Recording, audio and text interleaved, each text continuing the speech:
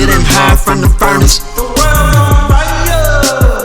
Oh yeah, it's lit. Keep that passion burning hot. Keep it lit.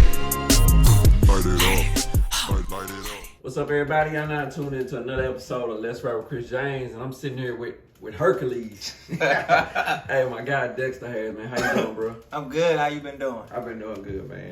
Good. Like I tell everybody, thank you for being on the platform. I truly appreciate it, and you know it means a lot to me. So yes, sir. I'm very privileged to be here. I'm happy to be here. Yeah. So, like we were talking before the camera started, you know, I know Dexter. I remember when we were both just the little skinny kids in high school, which I'm still skinny, but you're no longer skinny, so you way left me in. Oh man! But I remember being in high school with you. And I'm like, man, Dexter is a cool dude, bro. Like, yeah. I love being around Dexter. I remember we had PE together and everything. Like we used to have fun together, man. So, yes, sir. What was the motivation behind the transformation? Because we've seen it in movies, we've seen it in TV. We be like the scrawny kid, then you see them years later, they're like huge. Yeah. So what was the motivation behind it? It's funny you say that. I think what got it out of me was when I first joined the fire department. It's good to have some weight under you as a firefighter, which I didn't know that at the time. But I think one example I can give, when I first got hired, 6 months in, I had my first grass fire. It was somewhere on the boulevard, somewhere over, on the other side of Cracker Barrel, I think. And I think we pulled it's a jump line. It's basically in front of the truck. We don't have to pull the main tank lines. Yeah. So I pulled the jump line, and the lieutenant gave me some water and stuff. And that was my first time actually just really fighting fire as far as grass fire, really operating the nozzle. Yeah. So I turned it on, and it was at a low pressure. I can't remember what pressure it was on when he set it on, but it was very low where I should have handled it. I didn't handle it. Actually, the hose just got out of my hands, got out of control, and it was very embarrassing. Yeah. So after that situation, my lieutenant pulled me to the side, and he said, I'm not telling you what to do. It's probably best you get some weight on you, because that pressure was not high enough at all where you could have just controlled that on your own. Yeah. And he was right. So that kind of started the process of working out. And I didn't know what I was doing. I was just watching YouTube, watching other people's. Then I started working out with the guys, started doing what they was doing, working out with them almost every day. And started seeing a little bit of change, started seeing my weight going up. And I started liking it. So I was like, it's okay, I can keep going. So I think in the middle of that, I think I was getting ready to go to the fire academy. So I stopped focusing on weights and started focusing on calisthenic stuff, pull-ups, push-ups, sit-ups, all that stuff, and just getting my endurance up. Because I think I got hired and I started at 155 as far as my weight, and I'm like 6'2" almost. And when I went to the academy months later, I think I was 175. So 7 weeks at the academy, I maintained that, which I was still pretty skinny at that weight. But I stayed between 175 and 180 them whole 7 weeks. So when I got out the academy, when I finally graduated, I started back hitting the weights. Yeah. And that's now the rest is history, because I'm like 220 now. So since the day I got hired, which almost 7 years ago now, to today, I done gained 75 pounds. That's ridiculous. Yeah. So, and that all started by fighting that grass fire when that hose whooped me. You ever seen them memes, them commercials with the firefighter when they shoot up water and they lose control of it? That's pretty much how it was. Yeah. So it was like, it was an eye-opener for me. It's crazy how that was the motivation behind you saying, because you cared about what you was doing. Yeah. You know, not only the embarrassment of like, I can't handle this hose, but you be like, look, I want to make a career out of this, and if I want to go up the ranks, I got to do what it takes to be strong enough. You know, like, I'm a former first responder. Yeah. You're currently a first responder. So we know that there's a big difference in the fire academy, firefighters, and police officers. So we always have that like debate, like, who's stronger? You know, I can say y'all are stronger than us. I got to give that to you, because the stuff y'all have to do, because, you know, me and my wife got into the whole Chicago fire.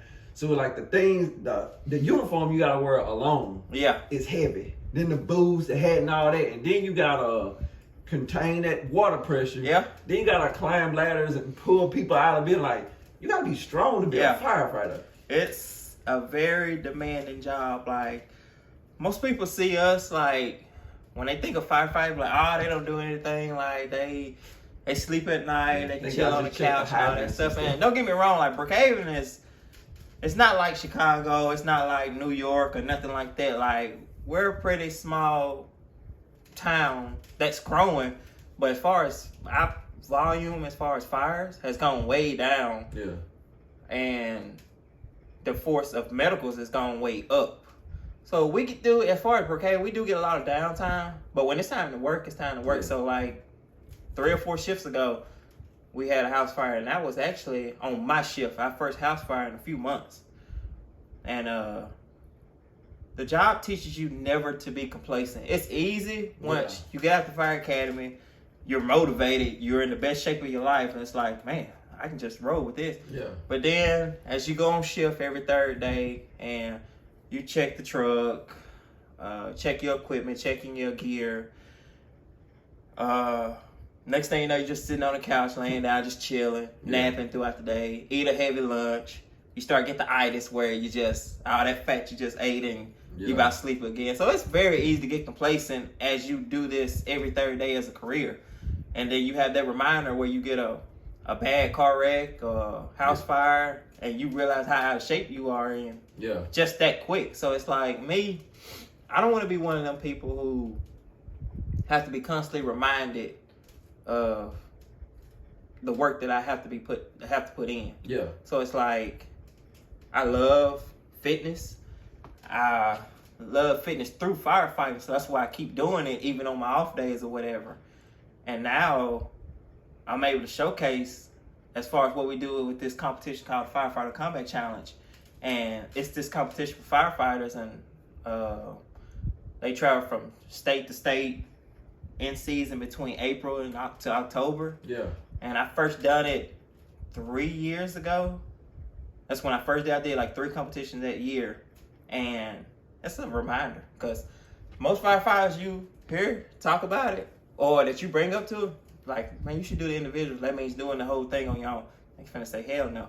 Yeah. Either they done it and they know what it felt like, or they're not willing to put themselves in that type of pain. And I think, let's see, the best way to explain it, I think every firefighter, even volunteer, should at least experience what it feels like to do the individual competition course by themselves. And it's an eye-opener, because that competition correlates to what we do on the fire ground. So you starting off with picking up a 42-pound high-rise pack, going up 5 stories. You hoisting. Yeah. Donut hose, 45 pounds. You got to hoist that up. Once you hoist it up, you got to run down the stairs, hitting every step on the way down, because you get penalties if not. 2-second penalties, 5-second penalties, depending on what it is.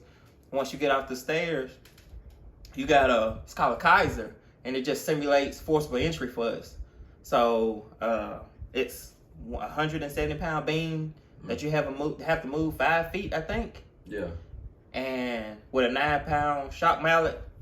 Ridiculous. Yeah. So it exerts. So at that time, you're about dead, and you're on air. So you're in gear, on air, doing this. And as you get finished with that, you're walking. Let's see, you're running through the cones. They have some cones or hydrants that are like 15 to 20 feet apart from each other. And once you get through there, you gotta drag the hose that's already pressurized, it's got water ready to flow. You gotta drag it 75 feet, go through the saloon doors and hit a target. Once you hit the target, nobody want to do that. Nobody want to do that. You're dead tired. And once you hit the target, now you got Rescue Randy. Everybody calls him the dummy, but in respectable, his name is Rescue Randy. Yeah. And they call it dead man dragging a dead man, because once you get to the Randy, you're dead, and you're trying to drag a dead man. Mm-hmm. So you got to drag him 106 feet. But you got to keep fighting. Yeah, that is the mental battle. It's like, it don't matter how shape you are in to maintain that. Yeah. You are going to be dog tired once you get to the dummy. It's all mental from there.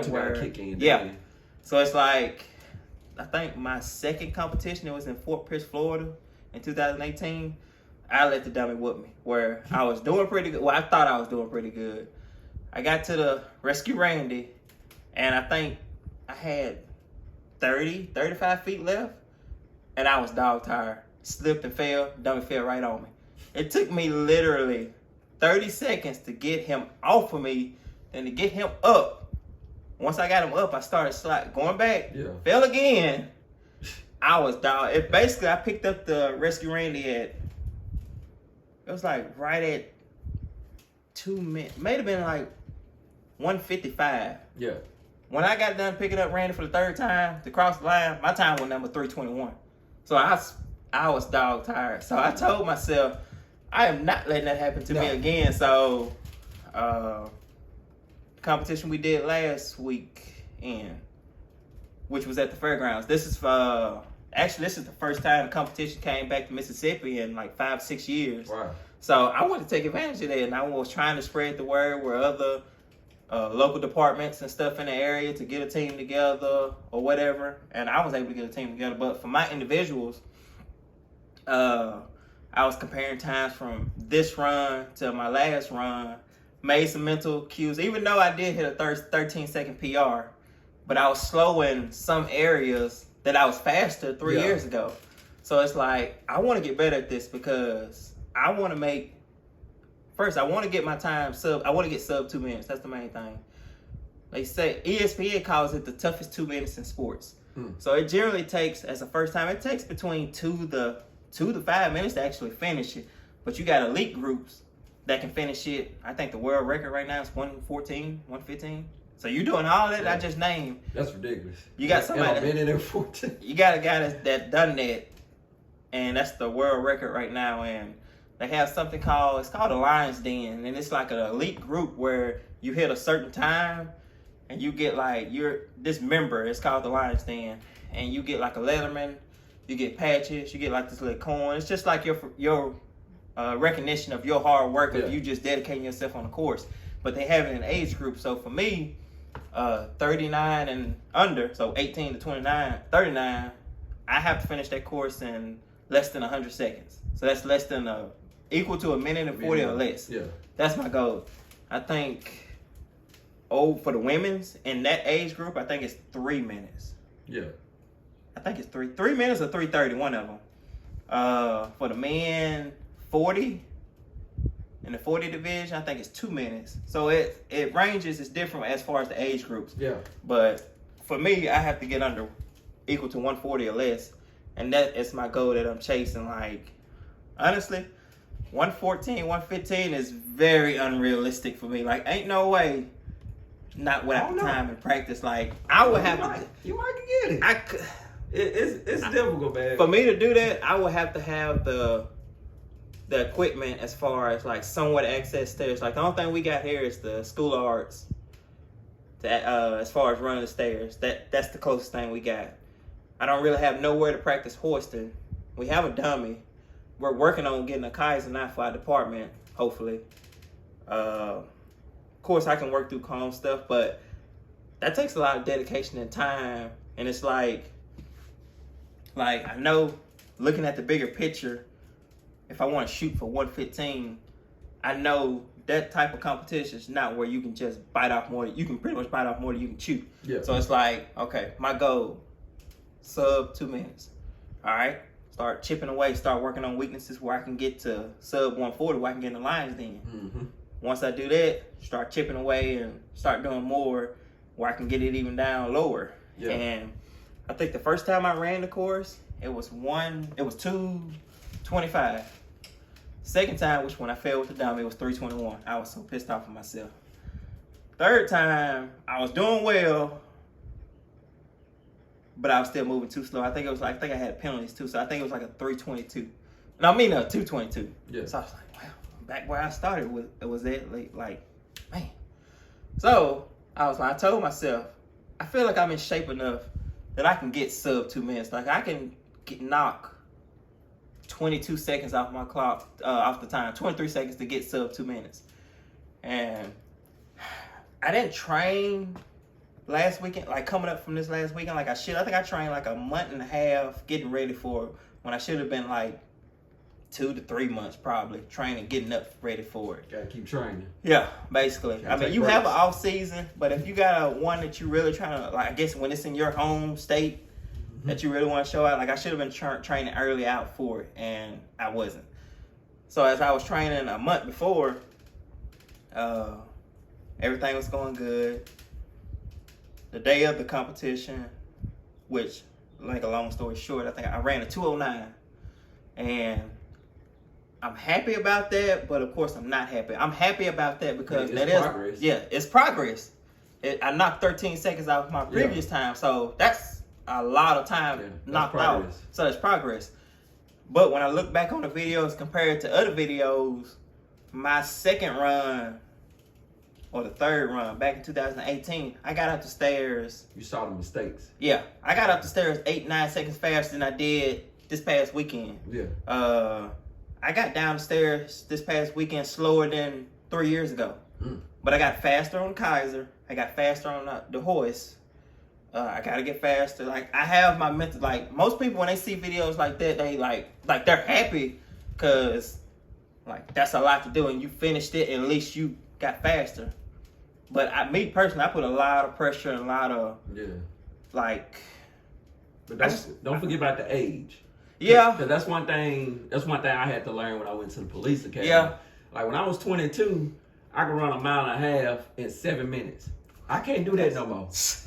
So this past time when I went to police academy, I ran it in like 11 minutes, and that's which is still pretty good for my age. Yeah. But my push-ups got better. Yeah. So back then I couldn't do the push-ups. I could run. Yeah. And I struggled on push-ups. Now I bust out 85 push-ups, which I ain't never did that. That's pretty. So it shocked me. Yeah. But then my run time was 11 minutes. I was like, man, I got slower running. So it's like, I'm in my 30s now.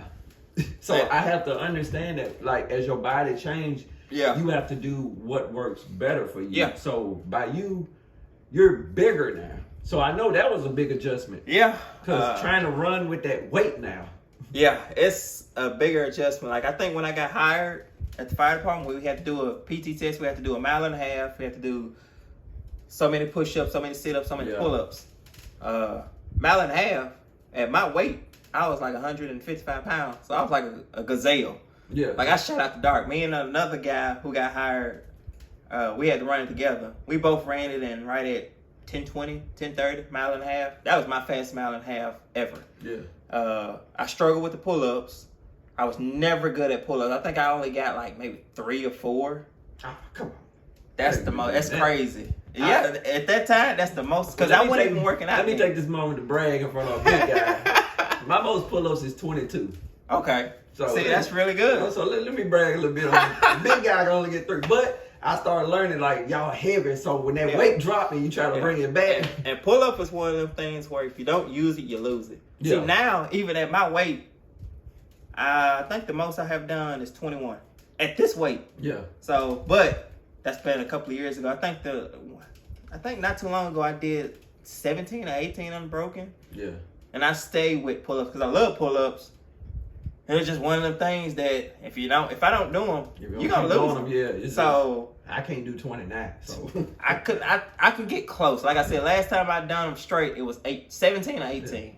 Yeah. I think I did at the academy. I think I did 15. And see, that's still impressive. Like pull-ups is very hard. Yeah. And when I got hired, like my time, mile and a half time, and all that stuff, it's like my look at fitness is a whole lot different now because, like you said, as you get older, you think you're 21, 22, you're invincible, and like you can lift the world and all that stuff. Yes, that is true. But as I got older, it's like my focus with fitness is a whole lot different. It's like now I'm focusing on health, like wellness, doing this for the long run. I want to be able to do this when if I'm blessed enough 50, 60. Yeah. I want to be able to do it where I don't want to be one of them guys like, oh man, I remember I can lift this much when I was your age. Now I can't. I don't want to be that guy. Yeah. And it's like, true enough, I post a lot of videos and stuff of me lifting heavy weight, but I'm going to give you one example. My squats. I hated squats when I first started working out. I love deadlifts, but I hated squats. And when I did start squatting, I had bad form. Like my heels would come up, my knees would cave in. I didn't hit below parallel, barely parallel. And that was what, like, I ain't gonna say it was heavy weight, but it was heavy for me. But now, when I'm squatting now, I have pretty much relearned my squat. So it's like now, keeping my heels down, making a mental note of making sure my knees don't cave in, hitting parallel, and I'm squatting twice the weight more than I was doing years ago back then, my younger self, with good form. And now, like, it's good to lift heavy, but I think about, like you said, the longevity. Like now, I'm all about wellness. I'm all about, I want to do this every day for the rest of my life. And I know if I'm constantly lifting really heavy, like taxing my joints, I'm gonna be too busy facing the injuries where I'm already facing the injury, where it's not like my knee. I think I torn my meniscus. I had a lateral meniscus tear 3 years ago, maybe 2 years ago, 2.5 years ago. But it was my fault. I was overtraining for a competition, and I went through a 2-day competition with a lateral meniscus tear. Didn't even know. I was just taking ibuprofen every day, just taking it just to bear the pain. I said, well, once I get done with this competition, then I'll see about it. I got it seen about. He told me, he said, man, it was a small tear where it didn't require surgery. I just had to stay off of it. Very hard for me to do. But I ended up staying off of it. Took a little while, but it ended up getting better. And then I think I did too much one day, and it got back. It was just soft tissue damage from previous injury. So I understand that this knee would never be the same after an injury, like, especially a meniscus tear. Ligaments, period. Yeah. I messed up a ligament in the Marine Corps. My hip ain't been the same. Yeah. And I was at 22. And I see it now, and it's like, I can still work out and still achieve my goals, but I got to be way smarter. Because it's not worth it to... You got to think about the bigger picture. Because I don't want to be... Like you said, other than being that guy who said what he used to do and just have video proof. Like, I don't want to have a trophy, but you can barely walk. And Ronnie Coleman, mad respect for him, love him. He is one of the greats for Mr. Olympia. But look at him now. He got all of that, but look how he paid for it. It's terrible. It's just to look at, because you can only think about what he used to be. And now he just like a shell of himself, and it's sad, because you be like, was it worth it? And to him, yes, it was very worth it. And it's like, for me, it's like all I'm gonna have to look back on is all the medals and trophies that I got on my shelf and all that stuff, all that I accomplished. But can I do that now? No, I can't. So it's like, what's the point? So I'm used to deadlifting 500 plus pounds and all that stuff.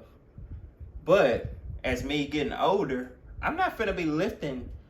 I'm lifting off of percentages where it's smarter. So if I'm following a program that it's going off my percentages, it's going to only make me lift 95% of that weight, like every 3 to 6 months or whatever. So it's not like I'm constantly lifting it. Strong people. I'm only lifting 500. I mean, I can't move it. I'm just lifting 500. That just would have been one of them exercises that I just excel in. Like, it doesn't matter what, like, if it's in a workout, a competition, everybody looks at me and be like, oh, snap, he's gonna do well at this, because it's got that. I love deadlifts. I love monostructural movement, like the bike, the rower. I mean, because mass moves mass. Most bigger guys can make some noise and move a lot of distance on a assault bike or a rower and stuff like that. It's just how it is. Like CrossFit. I've been doing CrossFit probably 3 to 4 years now. CrossFit will get you right.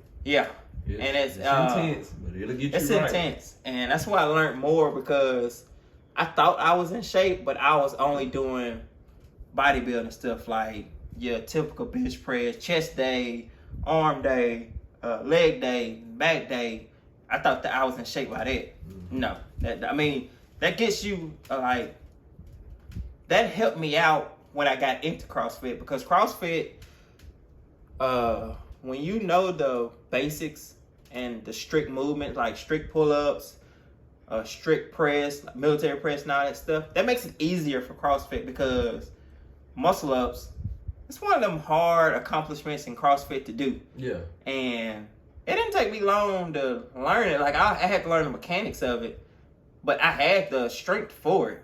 I had the upper body strength. I just had to learn the mechanics, and it took consistently a month, and I was able to get muscle ups down where I could do like 6 to 7 in a row. So it has its place. And for our job, for first responders, for firefighters, police officers, EMS, military, all of that, like, that's the style fitness you want because you're used to moving at a broader demand with an elevated heart rate. Exactly. Like, so that basically, I mean, you're doing high functional fitness at a high rate, and that's perfect for first responders. CrossFit, that's our job. Yeah. Because, like you said, people think firefighters and police officers, like, oh, y'all just ride around, harass people, or y'all just sit in there and sleep. Sometimes it's that. But at the drop of a dime, y'all gotta be ready to run in that fire, and we gotta be ready to go toward them bullets. Yep. Real quick. And the stuff changes in a heartbeat. It's crazy. We can be dead asleep. Like, I have a low heart rate. When I'm asleep, my heart rate is like in the mid to high 40s. Tone goes off, house fire. It jumps up quick where it goes like, it spikes up that quick. It's like, oh snap. You just went from resting, sleeping peacefully, deeply. Now you finna go fight a house fire in the next 5 minutes. Yeah, full alert. It's like, you need to train your heart to get used to that, because if you're not used to that, like, you're gonna stroke out or have a heart attack or just like, it's just not normal.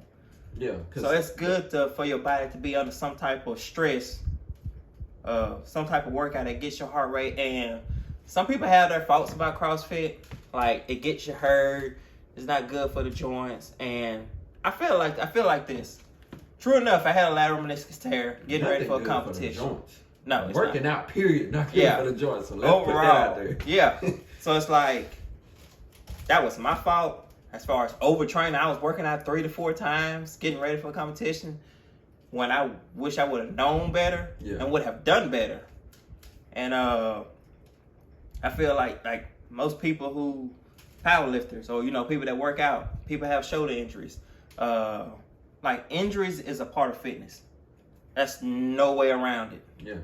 And you gotta humble yourself when it comes to fitness. Like, you know how some people, when they're in the gym, a lot of guys around, a lot of people around, you don't want to lower that weight. Like, slap that other 45 on that. Like, knowing that you lifting it, you straining yourself. Like, I used to be that way. Like, now, I could care less, because let's just say if you're bodybuilding or whatever, you can grow your body without, how can I say this? Of course, you got to push your body to grow as far as like gaining muscle and all that type of stuff. But there's ways, it's smarter ways. There's a difference in building and then straining. Yeah. You know, like I'm benching, I would gladly put my 25s on. Yeah. If it's heavy enough for you, and you go off that percentages, you will grow.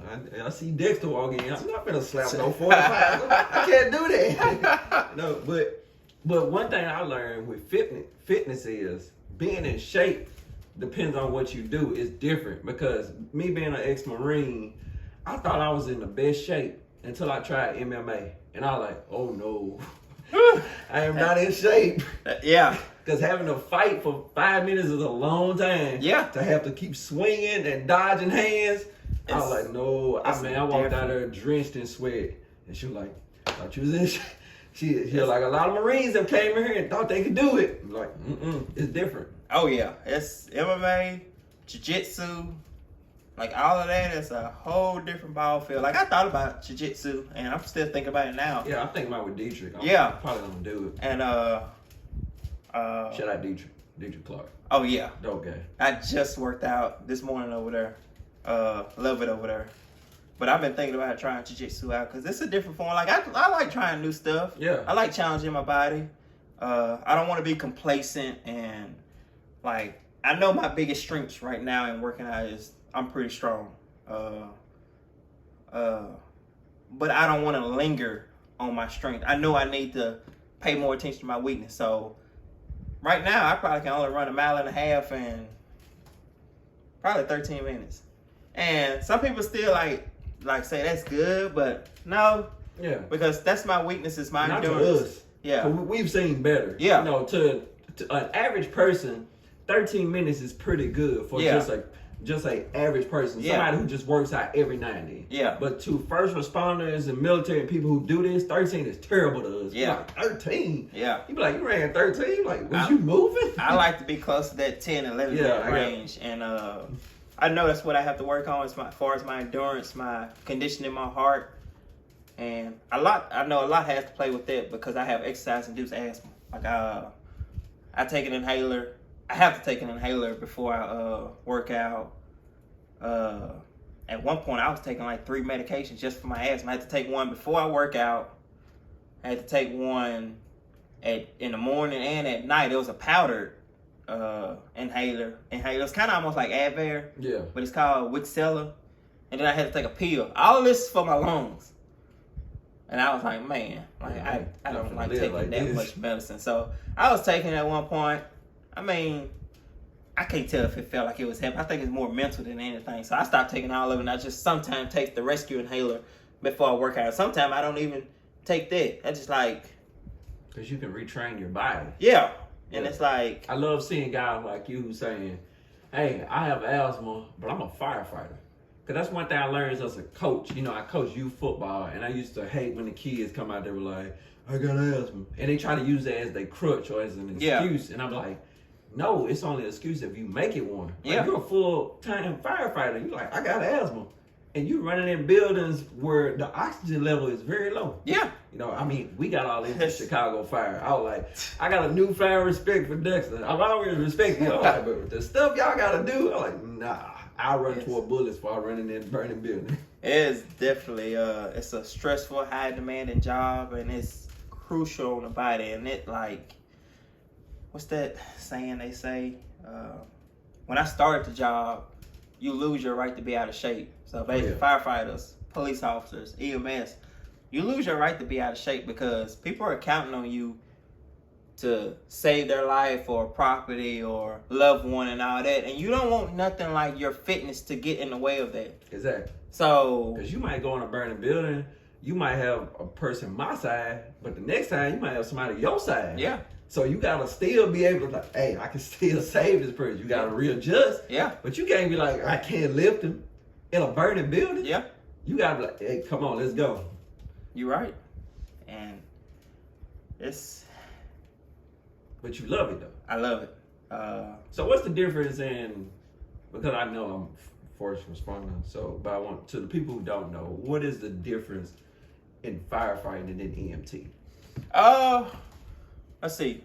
And actually now it's like it goes hand in hand. So you see most bigger departments, bigger cities, surrounding areas and stuff that fire departments run medical, fire department and EMS run together. Yeah. So, I went to EMT school in 2017, I think. Towards the end of 2017. And the city paid for us to go. It's just your option. Because we don't run medicals in Brookhaven. So if you want to go to EMT school, they'll send you. It's just your option. But basically, most people get confused on an ambulance. Because usually you have 2 people on the truck. You have an EMT and you have a medic. Or you might have a double medic truck, or you might have a double basic truck. If you, but usually it's always a medic and a EMT. The EMT, which I am, I do BLS, basic life support. So I do bleeding control. I do oxygen administration. I drive.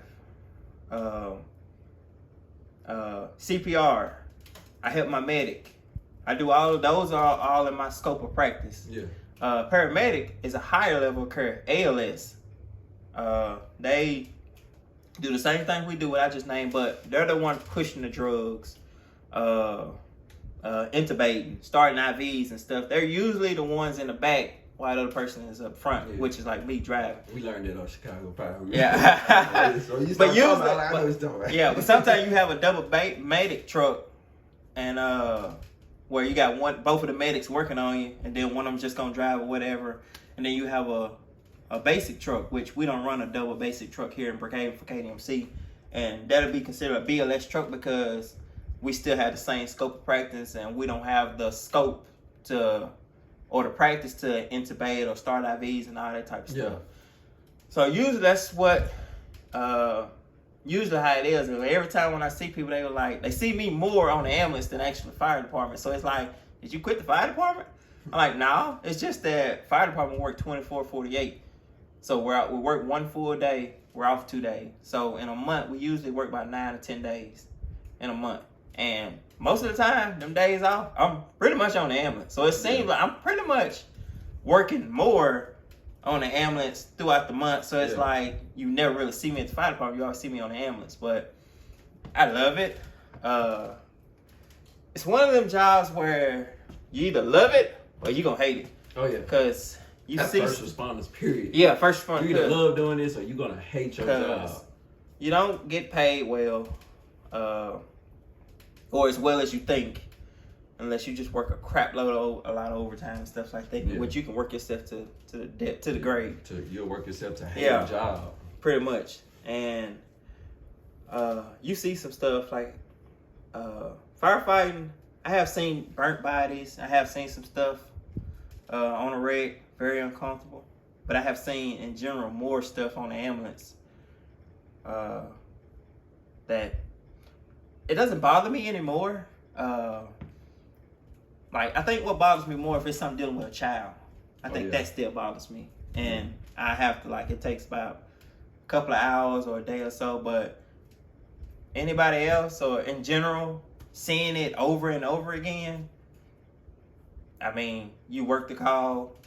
If you lose them, you move on. Or some people, you try to move on. Yeah. So we worked the call yesterday. I worked, and we lost somebody. On to the next call.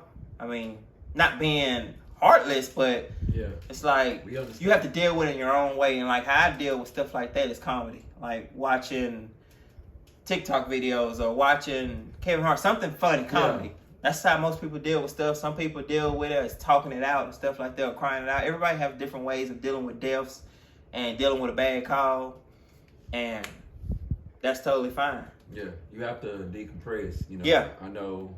I was with BPD when we lost Zach and Will. So it was.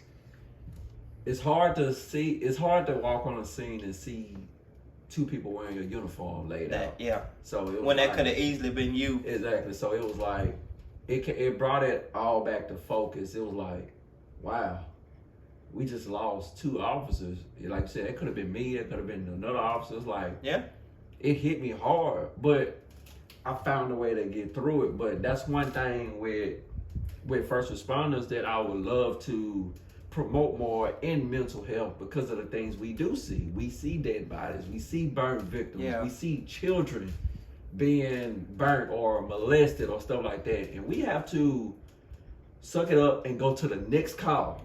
After just seeing that. Well, your normal person will be broke down for the rest of the day. But we got to be like, next call. And the rate of suicide for first responder has gone way up. So it's like now more people are committing suicides after a bad call or just stressed on the job in general. Like it's more, their suicide rate has gone all the way up. And now, like, it can be mentally tough. Like I used to be one of the people who think like anxiety, mental stress and all that stuff, like, oh, that's just weak. Brush it off. No. I realized for myself that is something you just can't brush off, and if you don't seek help the right way or deal with it the way you should, it'll definitely consume you. So you'll end up doing something you can't come back from. Pretty much. So that's one thing I would love to promote more because I've done the job. I understand what it feels like to see a dead body and have to do your shift. You have to go work a 12-hour shift, or see this kid that's been raped, or this woman has been beaten, her face is disfigured, and you gotta console her, but then go to the next call. So it's like all that's still in your head. People feel like sometimes people feel like first responders are robots. Like you press a button, we go put out a fire, we go save somebody, or we go arrest somebody, and then we just go back to our little station. We're not robots.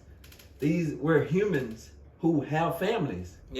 We have kids, we have wives, we have husbands, we have mothers and brothers and cousins.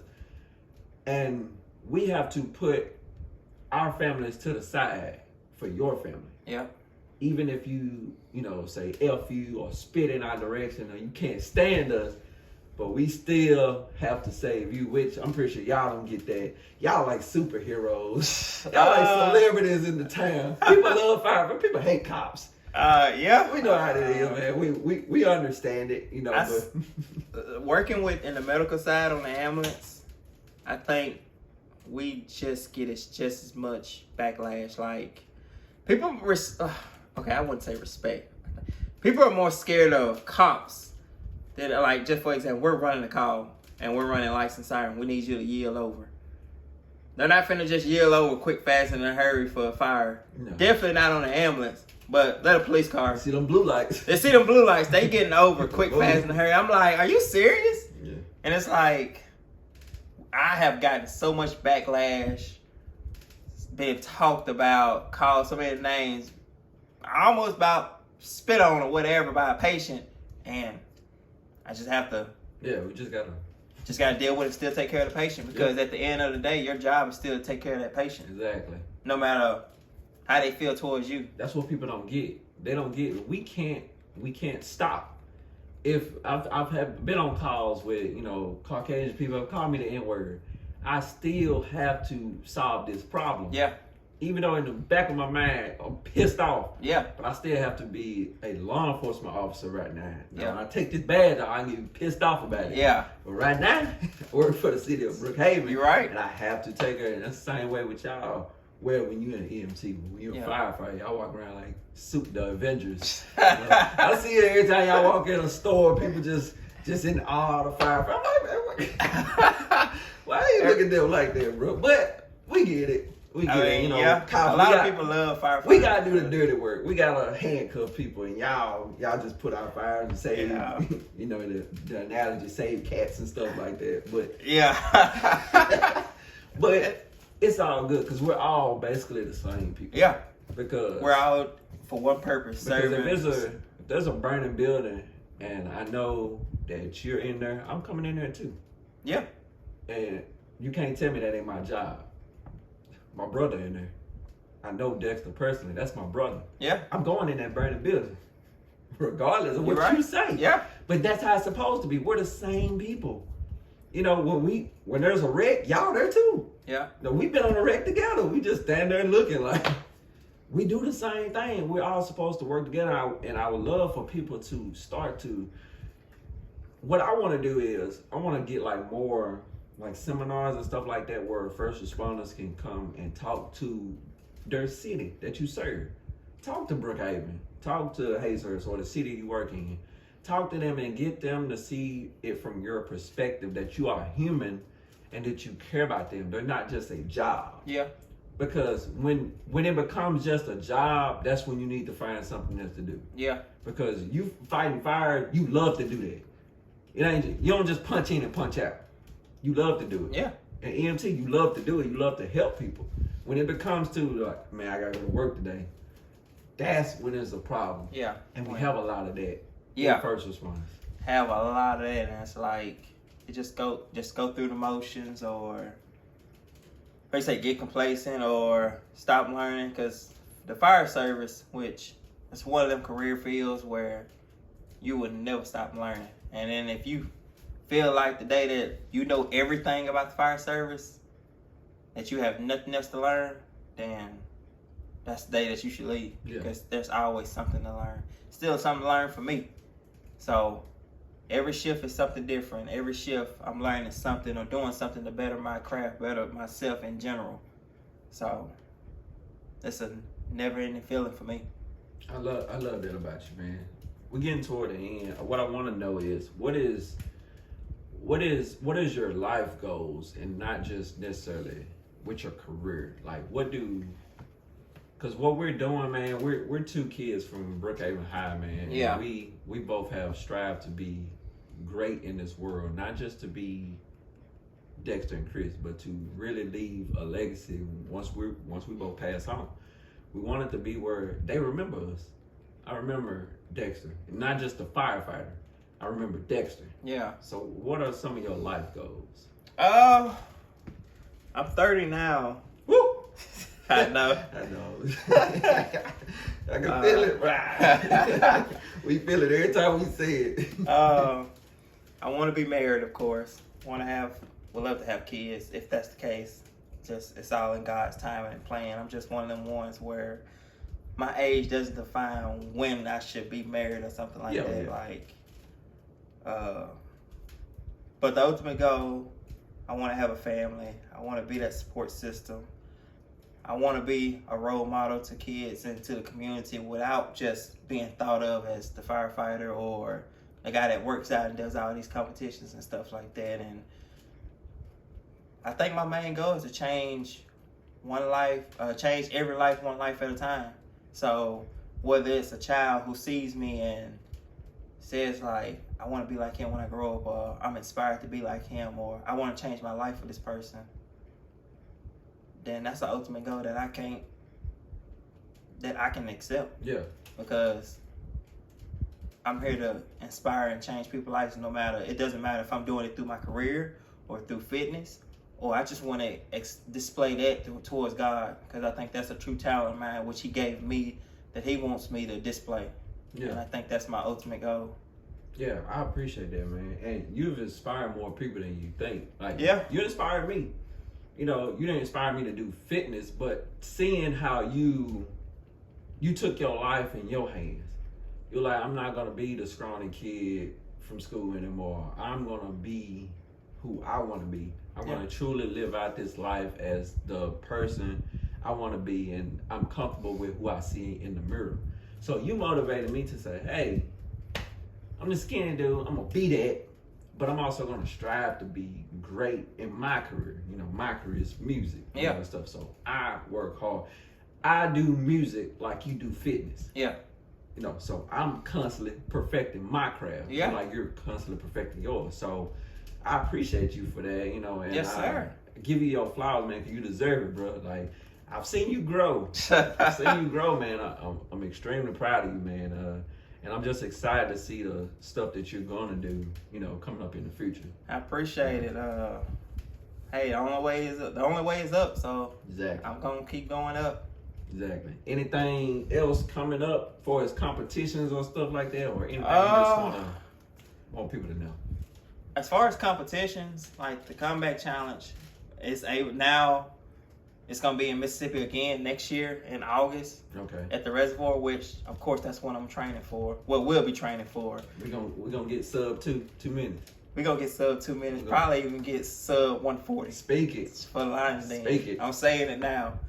But if it's any more that's close by before then, like in Alabama or some course, I'm gonna do those, because I would like to do more every year than just trying to linger on one. Yeah.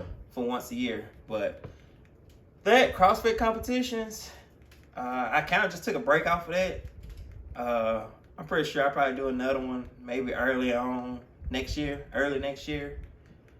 But now I'm just kind of just enjoying working out, like not actually training for a competition, but just actually just enjoying just training just to train. Yeah.